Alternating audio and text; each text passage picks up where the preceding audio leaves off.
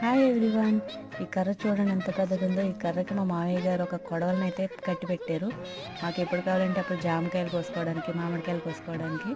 ఈరోజు అయితే మా మామయ్య గారు ఇంట్లో లేరు, సో ఆ డ్యూటీ నేనే తీసుకున్నాను. చూసారా ఎంత పెద్ద జామకాయలు ఉన్నాయో.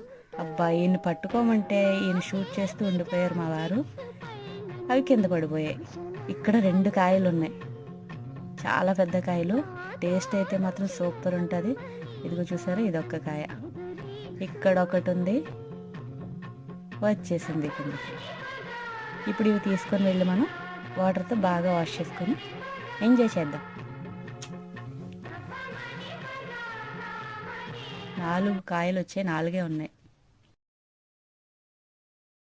వాటర్తో ఇలా క్లీన్ చేస్తూ ఉంటే తలతల మెరిసిపోతున్నాయి ఈ కాయలు.